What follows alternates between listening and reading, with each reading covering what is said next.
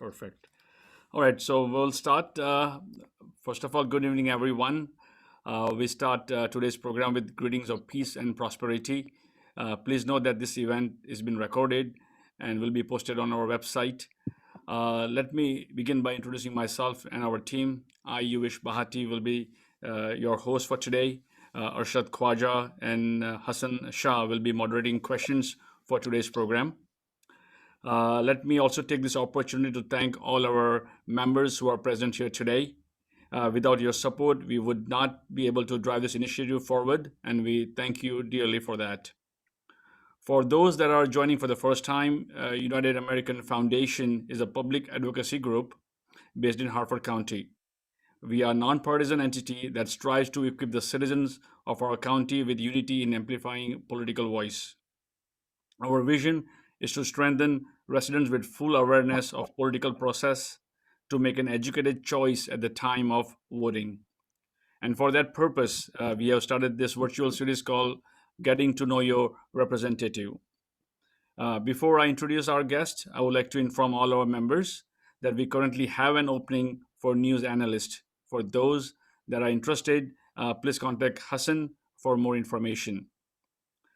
Today, we are honored to have Bob Cassilly, our good friend and state senator from District 34, as our chief guest.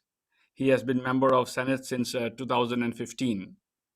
Bob is native of Harford County, born in Harvard Grace, attended Baylor High, and graduated from Johns Hopkins. Bob served in U.S. military, was deployed to Iraq, winning multiple medals, including a Bronze Star, and was awarded by U.S. State Department for his service to our great nation. We thank you, Bob. He Thank also has a law degree and has practiced as an advocate judge in U.S. Army. Prior to being a senator, Bob was member of Harford County Council and was also mayor of Bel Air. Bob married his high school classmate Deborah Russell of Falston. They are proud parents of 5 kids. The Cassilly family has been an active part of Harford County for more than 200 years. Without any further delay, let's welcome our Senator Bob Cassilly. Bob, floor is you. all yours. Thank you. Thank you, Yes. It's really an honor to be here, and I appreciate the opportunity to speak to folks, and I look forward to taking your questions. I did want to give you just sort of it's interesting as you go around the county, how many people, state government, and folks, a lot of them don't focus on state government. You got national governments, the big story in the room, and then the county government often gets the attention. And I don't mean to talk down to anybody, but I just always try to give folks just a brief outline of the Senate. I'm one of 47 senators for the state. The 47 districts are all divided up by population. So if you take roughly 6.3 million people and divide them by 47, we each have 1/47th of that. My district is only Harford County. I have everything in Harford County on Long 95 from Joppatown all the way through to Havre de Grace, and then I have 24 from Edgewood all the way into Bel Air. So it's like a big T sort of district. The other two districts that represent Harford County, there's also District 7, which is Senator J.B. Jennings. He's Harford, Baltimore County, and then Senator Jason Gallion is Harford and Cecil County. So I'm your only just Harford County senator, and I'm in my 8th year now in the Senate. I serve on the Senate Judicial Proceedings Committee. There's 4 standing committees in the Senate. They divided up by sort of areas of law. You have budget, you have education, health, environment, and finance. So I'm the ranking Republican on the Senate Judicial Proceedings Committee, and my committee focuses on just sort of everything with police and corrections, the courts, family law, corporate law, anything at all in the courts, and pretty much anything that we establish a law on. We don't do the budget, we don't do finance, but we do all those other areas, everything with your motor vehicles, trucking issues and the like. The Senate sits full time from early February through early April, and I actually live in Annapolis during that period of time. And the rest of the year, we do Senate duties. We do a lot of work for the Senate, but I'm back here in Hartford County where I'm also, I practice law when we're not in session, but Senate, it's a daily thing. I do Senate duties every day of the year. Some days a lot, some days less. And you'll often find me throughout the district and really throughout the county, working on people's constituent issues. I have an office staff. I have a full-time aide and a part-time aide. My full-time chief, she lives in Edgewood. She has been with me for like 4 years. She's very effective. And my other assistant is in Annapolis. She's part-time, so she deals with all the Annapolis stuff when we're not in session. And I, just really proud to be there. I'm a Republican. The three senators who represent Hartford County, we're all three are Republicans. My district is actually majority Democrat, but I've been able to be elected twice as a Republican in a Democrat district. And so with that, I think maybe I open up to your questions, and if there's a particular area you'd like me to brief you on so that I don't run on too long and bore you. How's that? That's fair. Arshad, you want to take over? Thank you for that introduction, Bob. It was very enlightening. Thank you for your service and being part of the Hartford County community for so many years. So I think we had some initial questions that some of people had posed. Obviously, we'd like to make this entire session very open. If someone else has a question in between, you're welcome to ask that question. I think the first question that came up was, what made you decide to turn to politics and run for county executive and eventual senator? What inspired you to do this? Sure. Yeah, I mean, so I'm from a family of public service. My relatives have been in the military, and we've been involved in every war since the revolution, since and including the Revolutionary War. My relatives from Hartford County, so public service has always been there. I started life off as an infantry officer. I was airborne ranger infantry guy, and came back and decided to do law school. And after that, I got drafted into it.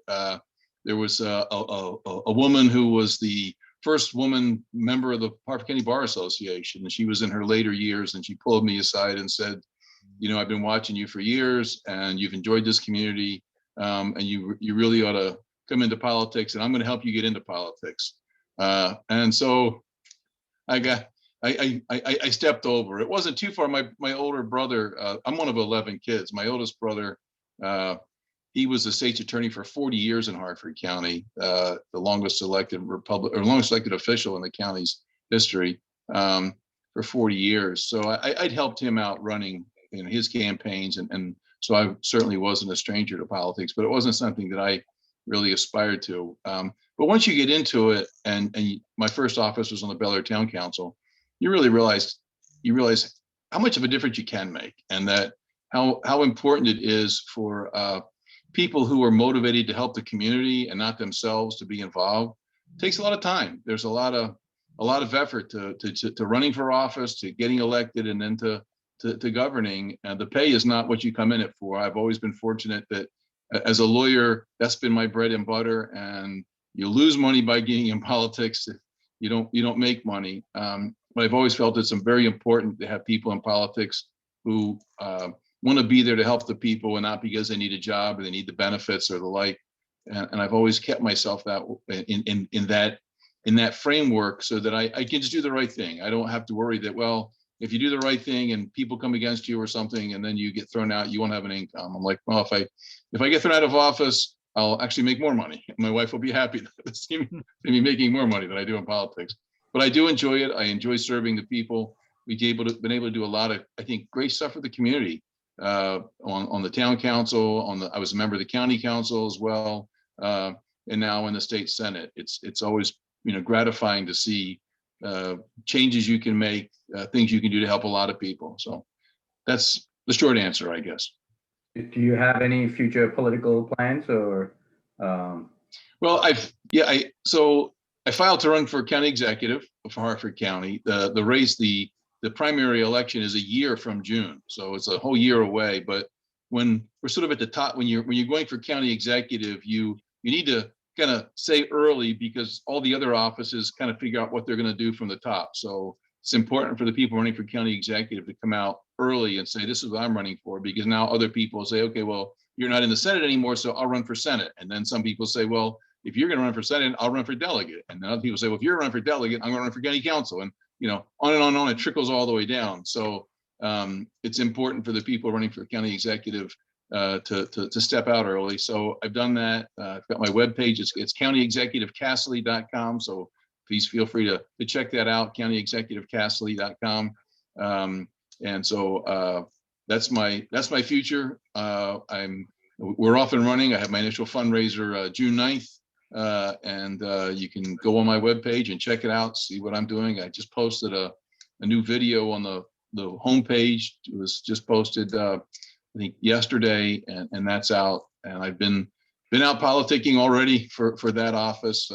Meanwhile, I'm still got a year left in the Senate, and I'm being a senator too. So we're staying real busy these days between the law office and the Senate and running for county executive. It's keeping me busy, but we're doing a good job of it. Good. Yes. Good. One of the hot button issues today in Hartford County, I received another email today from Hartford County Public Schools. The plan to change schools around, redistrict them. What are your thoughts on that? Are you following it, number one? And then what are your thoughts on it? How do you wish that this would get handled? Yeah, so I am following it. It's been a challenge in Hartford County for many years. I look at my oldest son started off years ago in Churchville Elementary, went to Prospect Mill Elementary, and then ended up in Fountain Green Elementary. And that's in his first 6 years as an first 5 years in elementary school.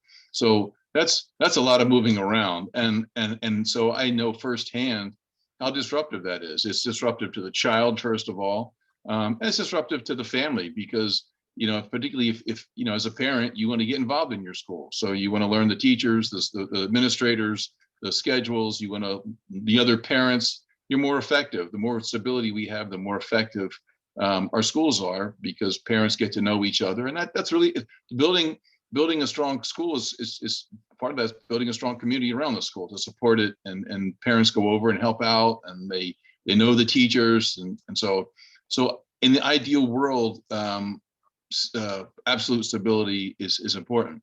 We all know that's just not. It's not possible to be absolutely stable like that, because as population shift, you do have to reorganize your school districts. You otherwise you'd end up with one school that's down 150 kids and one that's up 200 kids. And then when that happens, we have to bring in portable classrooms, and then everybody suffers.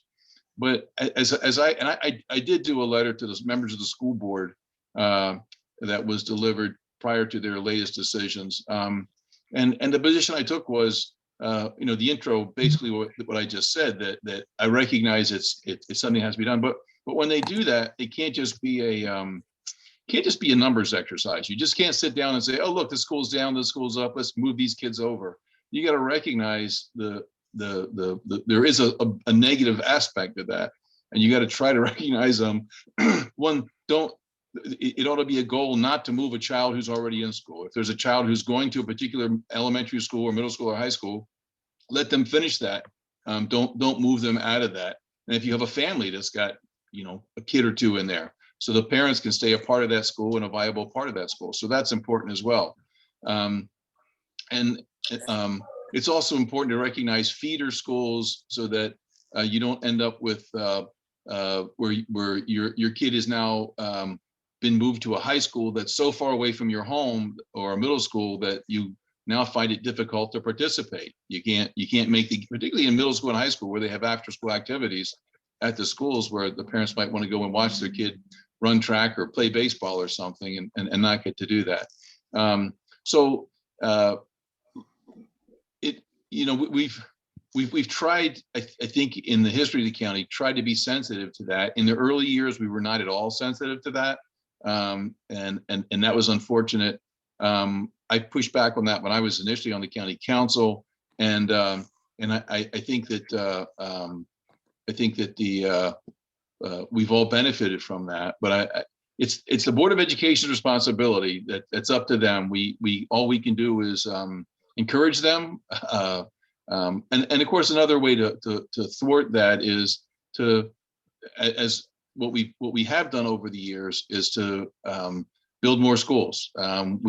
When I went to Bel Air High School back in the 70s, my graduating class had 700 kids in the graduating class. It went, kids from my school, kids from Bel Air High School went from up in Darlington by the Conowingo Dam all the way through, you know, what's now Bel Air South and pretty close to Route 40. So it was a mega school. When I was part of the council, we did enact, it was the APF, Adequate Public Facilities Law, that required the construction of new schools. And after that was, as a result of that county ordinance, we built Prospect Mill, we built C Milton Wright, both new high schools, as well as a number of middle schools, high school, elementary schools and the like, to try to maintain the neighborhood school feel. So schools are, it's critical. I think the number one issue in the county is always public safety. But right behind that, from the government's perspective, schools are vital. I mean, it's the future of our children, and what's more important to any of us than the future, our children's future, right? I mean, I think we can all relate to that. Many of us moved to Harford County for that one simple reason. It's the great schools. Yeah. And yes. We understand that redistricting can affect a lot of parents and children. One thing we want to all maintain is the high quality of the schools within the county. Yeah, and that's important, and that's why I think we're doing a reasonable job of keeping up with teacher salaries, but clearly that's a vital part of this as well, because you want to attract intelligent, motivated people to teaching. And while teachers, you know, they want to teach because they're dedicated, at some point finances become important, right? No matter how dedicated you are as a teacher, if you can't afford to feed your own family, at some point you say, well, I like teaching, but I think I need to take this other job because my wife's tired of her broken down car and the kids have no clothes, you know. So we've got to keep quality teachers. But yeah, education is a huge part of what we do in Harford County. It's the biggest piece of the county budget. I have worked hard at the state level to bring home funding particularly for new school construction. Unfortunately, the state has a bad habit of passing along to the county unfunded mandates for education, which are rarely productive. They take funding away from the discretion away from the county, and shift it towards state interests, and then stick the county with the tab. And I've pushed back hard on that. It's a tough fight, but we're challenged. The county's challenged. It's important that we maintain our overall economic health so that we can continue to fund our schools and public safety, of course. You know, our police and fire as well. So they're the big pieces I think that most people come out here for, and they want to. It's what draws good people into our county. People who are interested, strong family folks who care about their family safety and their children's education. Senator, what is your overarching sort of vision for Harford County in terms of zoning, land use?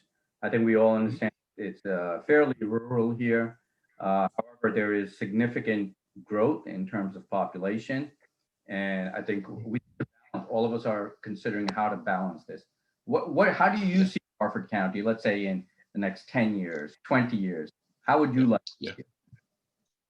Yeah, so I mean, and that's a great question. When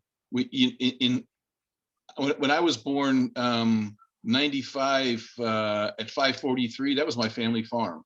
When I was a kid, I used to be ride on the back of my dad's tractor, right where where that intersection there where you cross over that whole big bridge and everything there, and those 8 lanes of JFK, that's my father's cornfield right through there. So I've seen some growth, believe me. It hasn't stopped since then, and I'm not that old, and that's how quickly it's come. I mean, Route 24, when I was in high school, Route 24 was 924. There was nothing when you left Bel Air in the 70s and 80s. When you left Bel Air to head towards 95, you didn't really see much as you approached 95. It was all farms all the way out there until you got towards Edgewood. So yeah, it's been a never-ending evolution.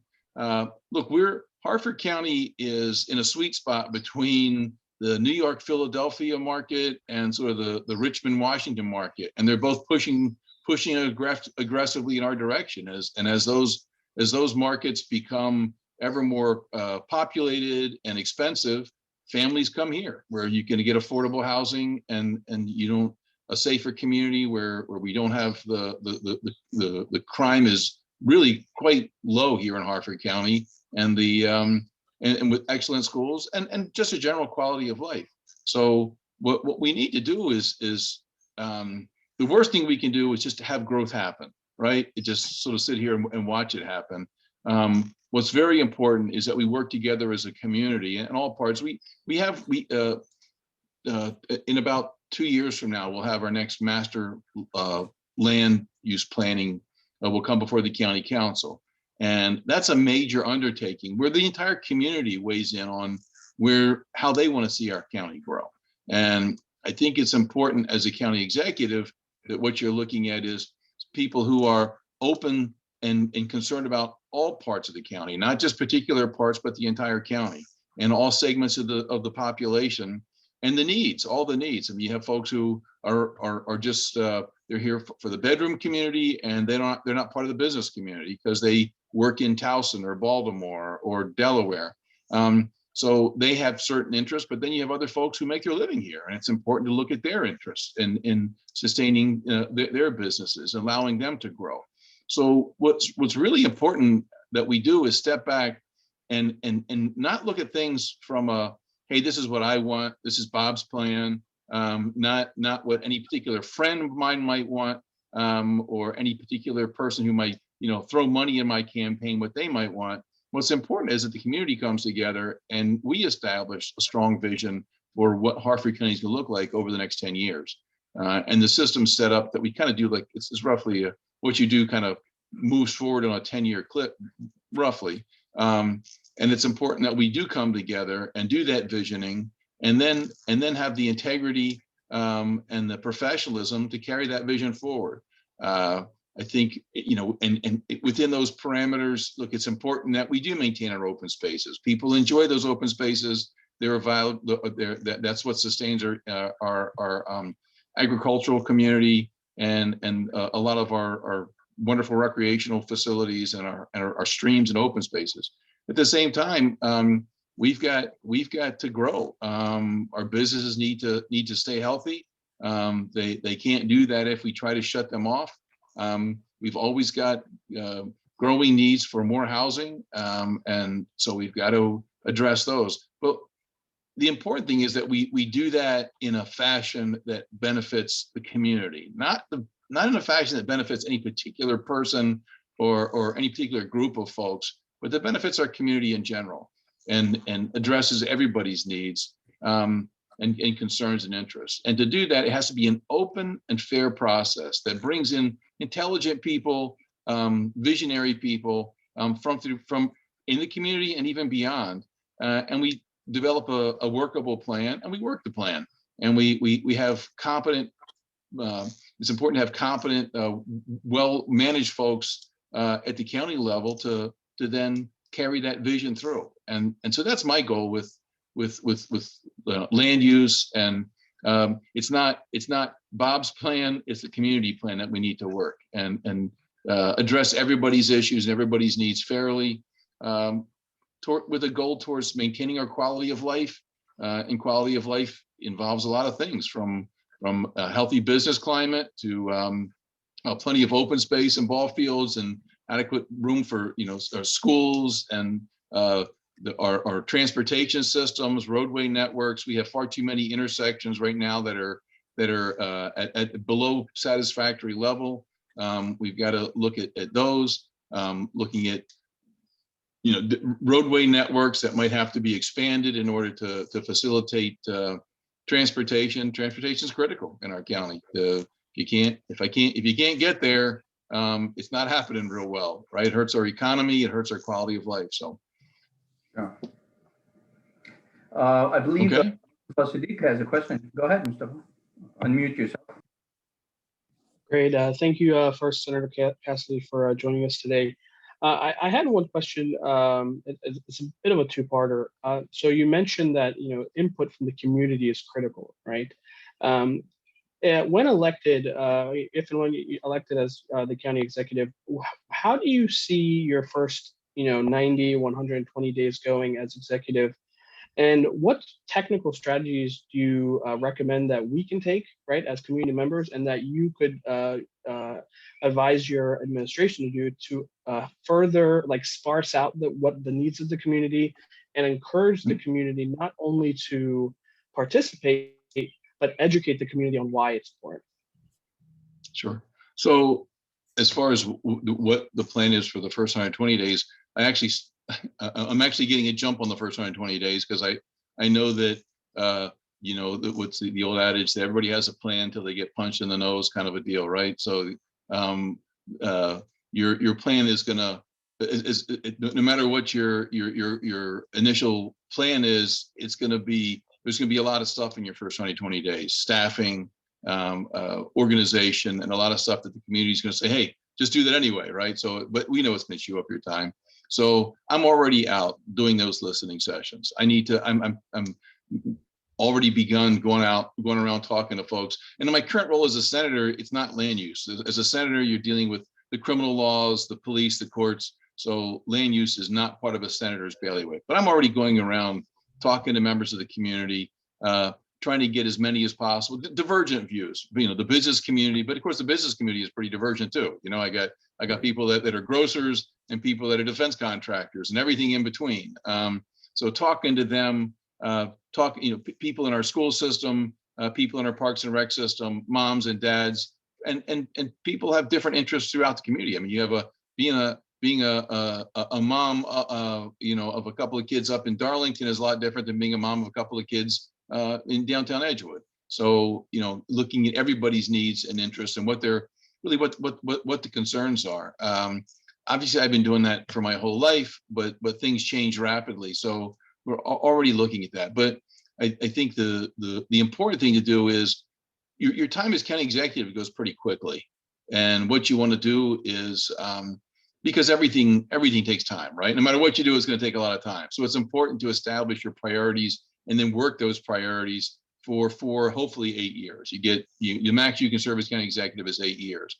And it's very important that you begin promptly and hit the ground as soon as possible, making progress, because what you don't want is to be unable to complete your planning in your term and then not know what's going to happen to it. So a lot of your early part is going to be getting consensus on a vision and setting the framework for that. I like sort of a twofold approach. One is what I already mentioned, sitting down with folks that I identify or other folks identify as sort of leaders in the community, whether you're business leaders or family leaders or school leaders, and discussing where they think we ought to be going. And then beyond that, it's important to have broad public input. So you do have to have listening sessions throughout the county. You've got to provide for meetings, public meetings at the local schools, high schools, middle schools, what have you, to listen to the community express their concerns. I intend to be a very open administration on listening to people and having people involved in the community. It both, you end up with a better plan, but also people, I think your community works better when they do have input, when they know they have a say so and where the community's going. We all work better together, and I think that's important. We have another question, I think, from Wish. Go ahead. Yeah, I'm gonna turn on this other light right here because I'm kind of fading out on you. So let me turn on one more light and I'll be right back. Hold on a second. Yeah, take your time. I'm kind of blacking out here. I'm gonna be gone in a second.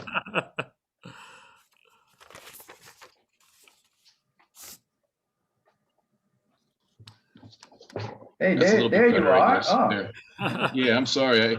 I sat down, the sun was No, no. up and it kind of went down on me. I didn't, yeah. it's getting pretty The dark. So sun's already set. anyway, So, Yeah, go ahead. Senator, go ahead. we all know that Beller, Churchville, Howard West, they all have their rec center.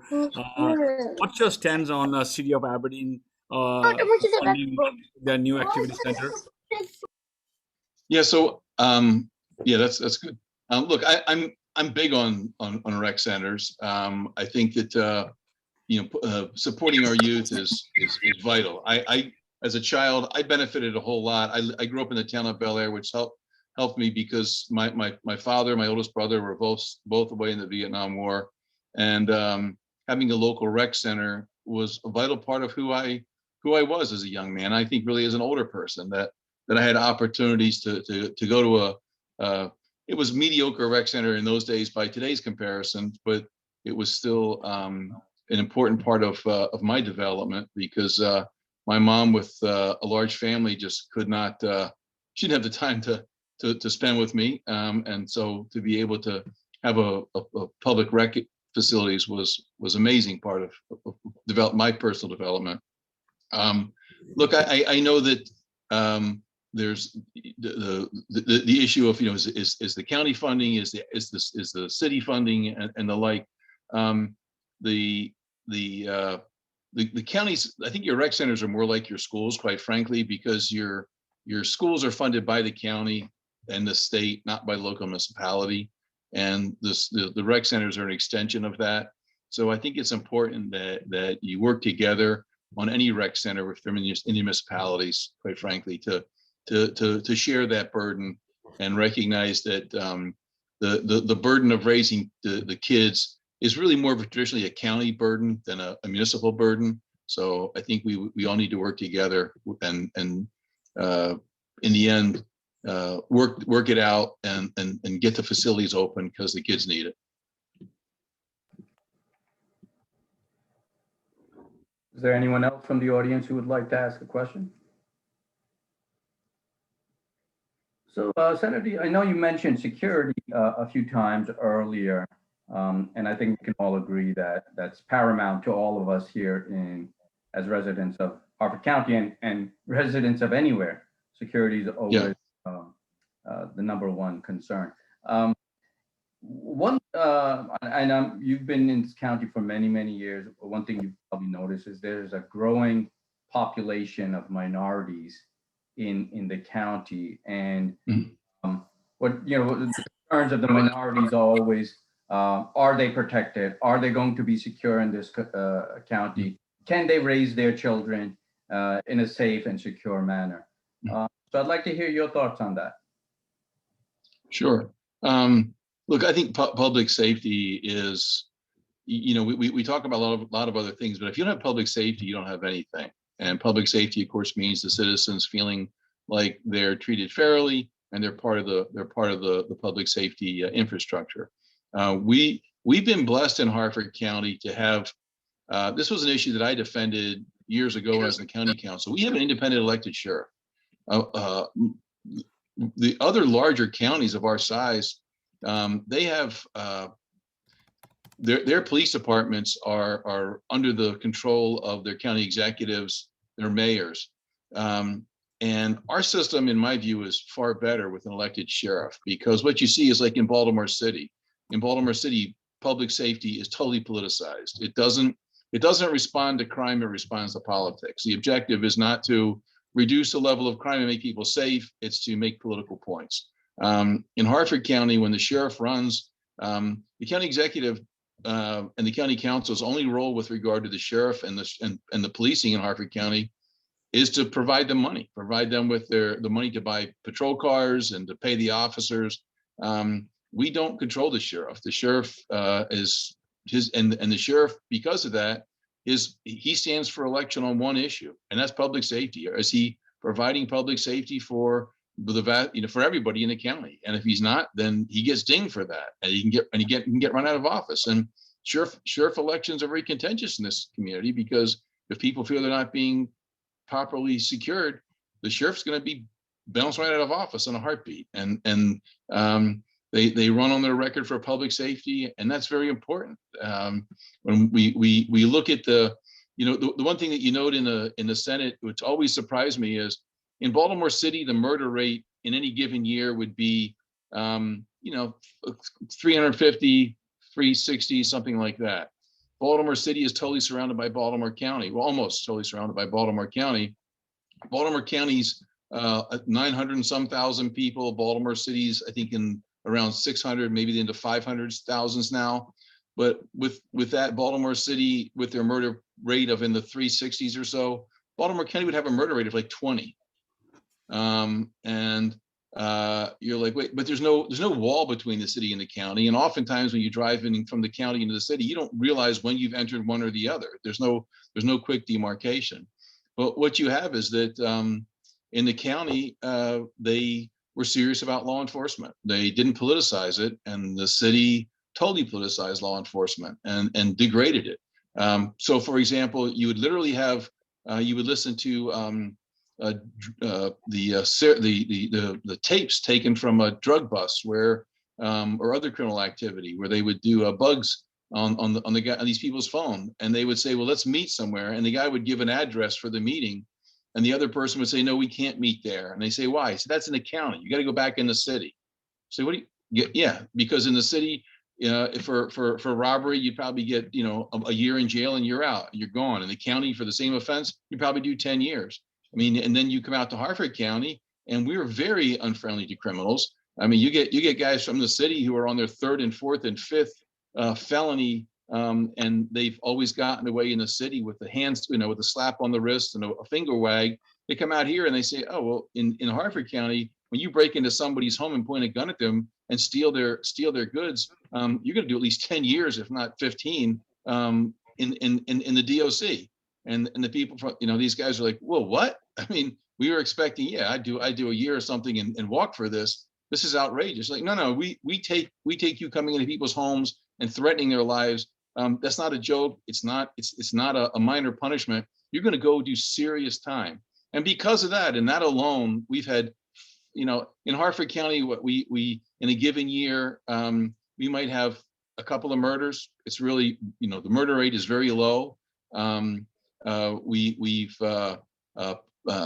police involved shootings, they're very rare. Our police involved shootings, if it wasn't for in the last 7 years, the police involved shootings have been things like because of the guys who shot the two deputies down on 24, or the guys at the Granite thing, or the guys at the Clorox thing. I mean, these are pretty clear cases that these are people who the police should come after with guns. So we've enjoyed public safety because our sheriff's job is public safety, not appeasing political nonsense.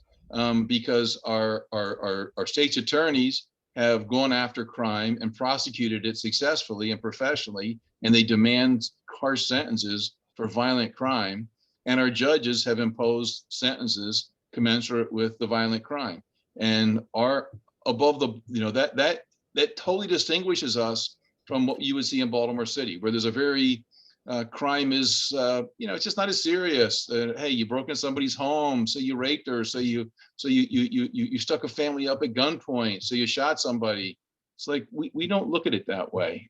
Quite frankly, in Baltimore, they're upset because the police stopped them. I got to tell you, if you had a murder rate any part of Harford County that was anything close to Baltimore City, all of us would be saying to the police, when I pull out of my driveway in the morning, I expect you to stop me and say, where are you going? Who are you? Why are you here? Right? We would all say, fine, over police us to death until you get these guys. And I think, I guess give a plug for Sheriff Gaylor, because I follow the crimes, and I see how many times have you seen where there was a gunplay somewhere, and within a day or two, somebody's arrested for it. That wouldn't happen in Baltimore. They don't even take gunplay seriously. There was a report out 924 not long ago of a guy went and just shot off a pistol and they arrested the guy. They did a search. They found the person down. They arrested him for having fired a pistol off. It wouldn't happen in Baltimore. If you didn't shoot somebody in the head, they wouldn't even respond to the offense. I mean, I worked in Baltimore for 2 decades. I've had to call the police because people were stealing cars and nobody even came because there was no gunplay involved. I mean, I personally chased a criminal about a mile through the Baltimore streets after he robbed a Korean store owner over on Cathedral Street until the police came and got the guy. We've got to make sure that we maintain what we're doing in Harford County because Baltimore's not far away. It's bleeding. Every year, Baltimore County becomes more violent solely because they're association of Baltimore City, because the crime gets so rampant in the city that it keeps bleeding out. And we've got to make sure that Harford County remains a very unwelcome place for criminals. At the same time, and this addresses the other part of your question, which is we can't do that by harassing minorities. We got to treat everybody fairly and with respect. And again, hats off to Sheriff Gaylor because I see him out in the communities and he knows the people and he spends a lot of time to make sure that he responds very seriously to complaints that people are being treated unfairly or not being policed at all. And he treats crime anywhere on the Route 40 corridor just as seriously as he treats those crimes up in the far north edges of the county or in the wealthy communities or the poor communities. Crime is crime. He's going after it. He's going to get them and he's going to put them in jail. And he's very serious about that. He's very professional.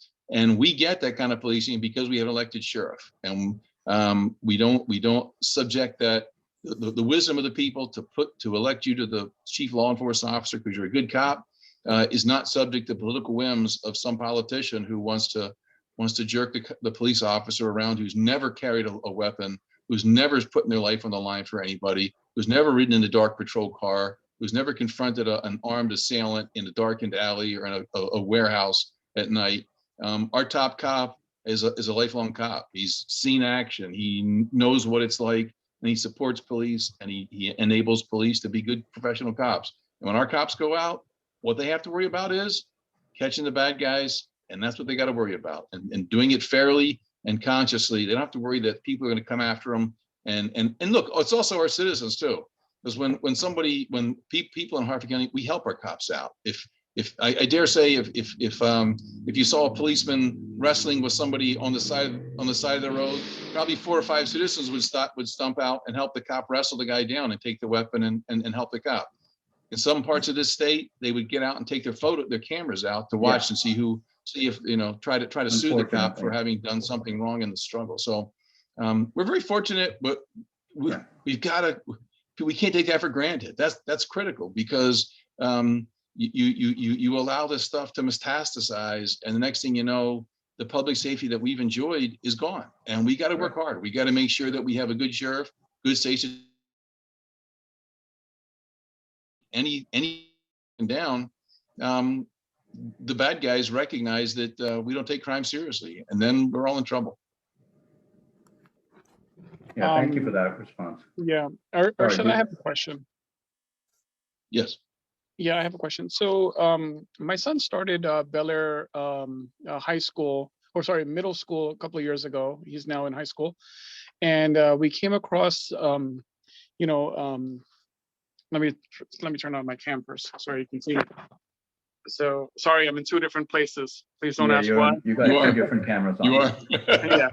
So I'll take one and follow it behind the scenes. So, so I had a question about drugs, and since we're talking crime, when my son started Bel Air Middle, we had a deputy come out, and one of those open nights where the parents come in, and he spoke about there's 5 exits up and down I-95 that transfer a lot of drugs going from South America all the way up to New York. Mm-hmm. And I-95 corridor happens to be a very hotbed, these 5 exits in Harford County. And what they do is they take their time, transferring these drugs up north. So what they'll do is they'll come, to the inner, portions of the county,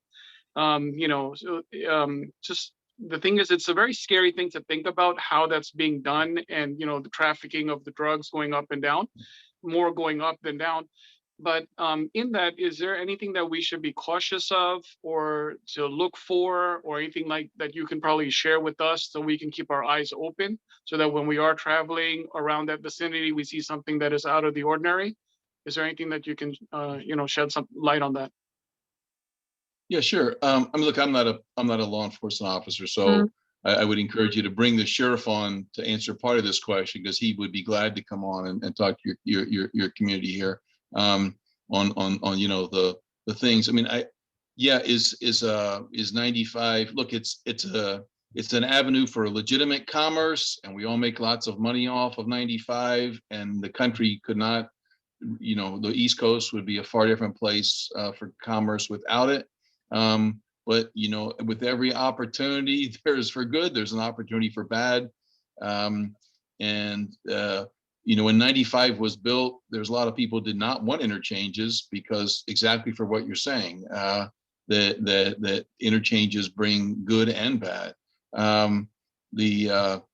What we do have in Maryland is 95 is part of there's task forces that operate the length of 95 and really in and out of state to follow the drug couriers. I mean, they do a pretty good job of picking folks up. But look, when you have a border that's open, I mean, let's face it, right now, they talk about people coming across. Well, those people are coming across with drugs, and there's drugs coming across without people. And so the only way to really affect this is to control your border. And we're the only country in the world that doesn't control our border, because somehow if everybody else in the world controls their border, that's a national right to do that. If the US controls our border, it's some sort of immoral thing to do. It's ludicrous. And so because we don't control our border, we have ungodly amounts of every kind of drug you can imagine coming across the border, because it's easier to manufacture it in countries that don't have as professional policing that can snuff it out. So you manufacture it there and you run it up here by the tractor trailer load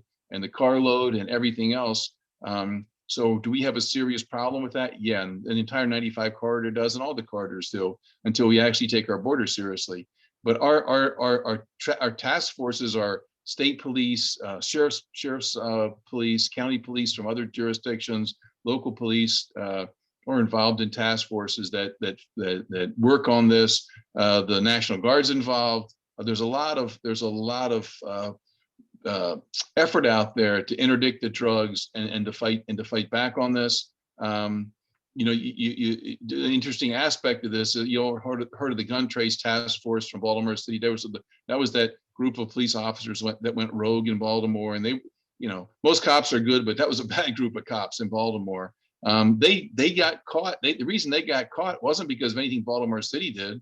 They got caught because a Harford County Sheriff's deputy was following bad guys down 95, and under the agreements we have, he didn't have to stop at the Baltimore County or Baltimore City line. He followed the bad guys into the city, and while he was in the city, he overheard a radio transmission from this gun trace task force, and he said, wait a minute, something's up here. And he went to the feds and said, I just heard this on the radio, something's up here. That was what broke the gun trace task force and brought all that thing down. So we've got an active group of top cops that are following this stuff up and down. The other challenge we've got right now, though, is we've made marijuana a civil offense, so the police don't arrest for marijuana anymore. And some people like that, some don't, but it certainly makes marijuana much more plentiful. There's no longer the criminal inhibition or prohibitions that are used to be there for that. So this really comes down now more to parents working with their own kids and saying, look, work with your kids and try to snuff it out. It's scary. Some of the protections that we all enjoyed as kids growing up, where there was people to push back on the drug scene, is gone, and America is rapidly embracing a libertarian view on drug use. And we've got medical marijuana now that anybody can get. Anybody can qualify for anybody. If you weren't able to qualify for a medical marijuana card, you get an F for imagination. Anybody can get a medical marijuana card, and you can get marijuana and smoke your marijuana with medical marijuana. Senator, you're revealing some insider information to us.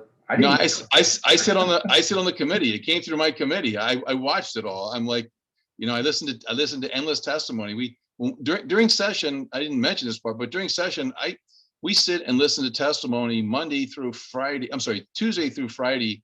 I listen to endless testimony on all the crimes, everything from littering to murder by victims, by police officers, and like from usually about noon till 9, 10, 11, 12, sometimes 2 in the morning.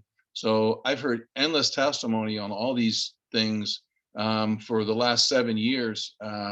So I've had a pretty good education in crime, all kinds of crimes, and policing, and the drug legalization issues are constantly before us. So you hear the good, the bad, and the ugly, and obviously there's advocates for some things, and yeah, you can always justify anything you want, but you have to recognize that those things also can have a darker side, right? So yeah, the drugs are scary. The drugs are really scary, and the addiction stuff destroys people. It destroys families. It destroys communities. We're increasingly putting more money at the state and the county level into addiction, but honestly, not nearly enough. We're really not. And that also goes to alcohol too, by the way, because alcohol addiction is not that's pretty harmful to our society as well. So we got to do more. We got to continue to work with that. I do applaud the opening of the Klein Center that's we use now in Bel Air. Opened it over in the formal bowling alley and just outside of Bel Air to help with the addiction issues. So we're trying, but honestly, that whole area, we need to do better. We've got to look and come up with new and innovative things to do, because addictions are really destroying big pieces of our community. It's scary. Oish, I think you have another question. Unmute yourself, please. Senator, you had mentioned on your site that you will work, if you're a county executive, you will work to keep our taxes low. How would you achieve that? Yeah, so look, a lot of what we have to do in the county is efficiencies. It's spending every dime that we get, every dime that the taxpayers give to the government is important. And we've got to be very careful stewards of that. We've got to use efficiencies. Our schools are over half, just at least a little over half of our county budget. We've got to work with our schools to make sure that every dime is spent wisely and effectively. Parks and Rec, police, everything, and get everything we can. We've got to look at how we do our school buildings, how we do our county facilities, pretty much everything. And that's going to take good management, but also embracing technology. We've got to bring those smart, we talked before we went on the record here, we were talking about those smart young kids that teach all of us older people how to use our TVs and our phones. We've got to embrace them and bring them, make them part of the conversation, and really leverage technology. I did a lot of time in the defense world and watching the multipliers that effective use of technology can bring to any part of our government and our society is quite amazing. And how we can enhance our use of computers to promote efficiencies and management writ large, and how they approach their daily tasks to really squeeze every drop out of the lemon to make sure we get every dime's worth that we're spending is critical. And also it's maintaining a strong economy, because we were talking a minute ago about 95, and that's it brings good, it brings some bad, but we've got to make sure that those folks traveling through Maryland on 95, we've got to give them plenty of opportunities to spend that money as they're moving through. Bring those tax dollars into Harford County. Welcome their tax dollars. We've got to make sure that our local businesses are effectively used. Our hotels are full and the like. So strong economy is a big part of that. And it's easy just to say, well, we're just going to raise the taxes and the people are here. The challenge is to get more tax money out of what we've already got. So those hotel rooms that sat empty, those restaurants that didn't serve, the businesses that didn't sell, that's what really hurts us. If we can get all them operating at full potential, that's a lot of money coming into the coffers. So it's really, so multiple responses to that one. Yeah. Did you have something else, Wish? You want to follow up on? One quick comment you mentioned about our smart kids and their involvement. Today among us, we have Mustafa Siddiq present here. He has been selected as a chairperson for redistricting commission for Hartford County, and we are very proud of that. Mustafa, congratulations and keep it up. Yeah, congratulations. Thank That's you. an important. I saw Council President Vincenti put a congratulations, Mustafa, on his webpage. That's an important job, and I hope you all will. I'm sure you will take it very seriously and put your best into it. But congratulations for that. That's wonderful. Thank you. Thank you. No, absolutely. I'm looking forward to it. Real quick, I just wanted to say it's really nice to have you here and talking to us. Just real quick, a 2-second story or a 2-minute story. I was always interested in politics, but there was one event in Hartford County that really galvanized my interest. A few years ago, there was a proposal to build an Islamic retirement community, Islamic-oriented retirement community in Jopletown, and that was met with extreme fervor from a minority of the community here in Jopletown. And I remember going to that the first community meeting, and I was very disappointed that the leaders of that movement were my elected officials. And I realized that I was born in Jopletown. My brother was born in Jopletown. My dad came here as a first generation refugee here. And I remember him teaching us to be honorable, respectful, accountable, right? And he did everything right. And I realized that even without all that hard work, our elected representatives may not have our best interests at heart. Even if that was an Islamic community that I was not part of my particular sect. So that event really galvanized me. So it's really nice to see so many years later, that you've come here at 8 o'clock at night on a Thursday to spend some time with us, and I really appreciate that. In terms of the redistricting commission, I cannot express how excited I am. But how important it is for me, right? Not only I take pride in the fact that as the independent, I was able to become chair. My fellow commissioners appointed me as chair, and it is not lost to me the responsibility that is on all of the commissioners' shoulders. So, thank you very much, and I'll stop gabbing now. No, thank you, and I appreciate your service. And just so you know, so I spent 3 years in Iraq. Working with the Muslim community in Iraq, which is pretty much all of Iraq. I remember at one point I was in Karbala province, and the State Department came down and said, "We need you to figure out how many Christians are in Karbala province." I said, "Really? You want me to find that out?" They said, "Yeah." I said, "I'd rather not ask that." And so they said, "We want you to ask." I said, "Okay." So I was meeting with the governor in Karbala province, and we're talking, and at the end of the conversation, he says, "You have anything else?" I said, "Yeah, I had to ask you this, because this wasn't my idea. The State Department wants this." I said, "How many Christians are in this province?" Karbala province was about 1 million, little over 1 million at that time. And he looked at me and he smiled and he said, "You're here." So I've been involved in heavily Muslim communities, and if you follow my Facebook at all, you'll not infrequently see folks chime in from Iraq still that I worked with and give me a thumbs up on stuff. So I still have plenty of friends, and actually, and it's not just Iraq. I did work the region as well, so I met folks all over. So look, I'm used to working with people of all faiths, of all demographics, of all races, of all everything, working for them, working with them, you name it. And that was my wife just came in, by the way, it's all across the back there. She'd been out. We're all one people. We are all one people. We're all God's children, and I truly believe that we all need to work together. And quite honestly, what troubles me is, look, we're all people of faith. We're all on one side in a lot of ways here. I mean, we need to.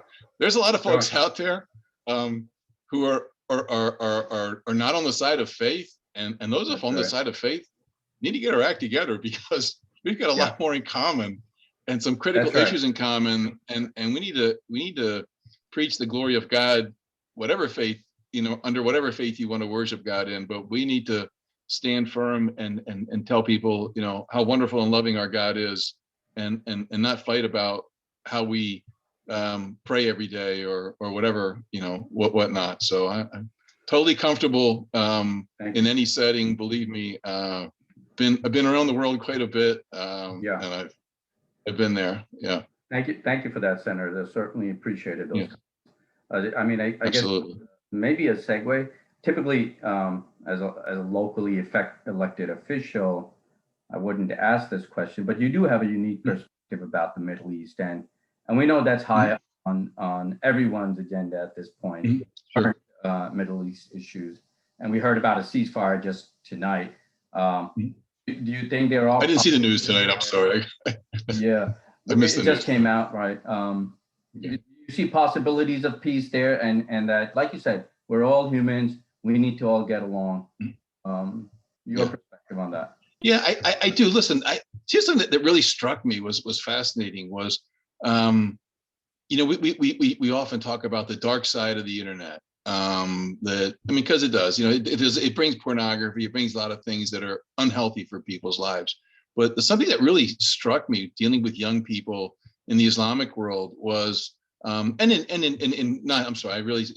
all the worlds, was bringing young people. They all aspire to sort of this global view of, they want to travel. The kids in the Middle East want to go see the Eiffel Tower. They want to go see the Great Pyramids. They want to go see Niagara Falls. They want to walk down Hollywood Boulevard. They want to, see Yosemite Falls. They want to see the famous landmarks in St. Petersburg in Russia. They want to do all that. They want to be global citizens, and they're communicating and they're seeing different worlds and different things. And I'm very optimistic. I know folks are pessimistic on the future. I'm optimistic because every day a new child comes in the world, and many new children come in the world, and young people are exposed to each other. And you got kids talking to each other so much now, and they're seeing things, and they're not stuck hearing somebody's view of what these people are like. They can see for themselves, and they're talking and communicating. And I watch how young kids who from whatever background come into this country, and how they want to be buddies with their friends from all faiths and all nationalities, and they don't want this nonsense. That's right. That's last generation. That's three generations ago. You mentioned the internet earlier, and it's changed the world, and it's changed perspectives. There is more of a global perspective now, and one thing I think we find is there's a lot more common ground than there isn't. Like you said earlier, there is. Yeah, there is. It's really beautiful. I just share a quick story. I was with a guy in my first year in Iraq who was a Iraqi general, and he had come over to working with the U.S. to help his people, and he was also a tribal sheikh at one of the Jaburi tribe over there, and he had gotten killed. We had gotten to be pretty good friends. He was the same age as I am. We got to be pretty good friends, and we had a lot of we shared a lot in common, just families and stuff, and got along. And then I left, and then because the U.S. pulled out, Al Qaeda came in, and he went down in a blaze of glory in a gun battle. And then, like 2 or 3 years after that, I was working for the State Department, and somebody came to me and said, "Look, we're welcoming these kids from Iraq, and we're looking for people who can, have at least been to Iraq to say hi to them. There's all these college kids, and they're over here on a IVLP program, on some educational program." And yeah, fine, I'll go along. So I'm standing there in this crowd of these young kids, and they all spoke, reasonable English, as so many kids, in the Islamic world do these days, spoke some pretty reasonable English. And I noticed on his shirt, he had his full name, and it said Al Jaburi. And I said, "Oh, where are you from?" When I saw that, he said he's from Tikrit. I said, "Oh, you're an Al Jaburi from Tikrit?" And I said, "Well, did you know this guy?" And he looked at me really shocked, and he said, "That was my uncle." I said, "Your uncle was a really fine man." And you knew my uncle? He was like shocked. I said, Yeah. I knew. I gave him the name. This kid just gave me a hug, and so he was just crying on my shoulders. Like, I come all the way to Washington, and this guy knows my uncle. That's like amazing. So, it's a small world, and just these kind of entrees, just they're opening up. And so, look, the bloodshed's not going to end tomorrow, but I'm optimistic that if we all keep pushing, keep talking, keep working together, if intelligent leaders, push these issues, I have a lot of, I'm optimistic for the future. I look at, how folks who come over here embrace just the freedoms and the respect and that kind of stuff. So I'm very hopeful. We have to work beyond prejudices, and people need to talk. But that's kind of thing that, as a county executive, my habit is, if I have a disagreement with you, I'm going to come in, or if you're having a disagreement with somebody else, I'm going to come and talk. I'm used to talking. I'm used to coming in.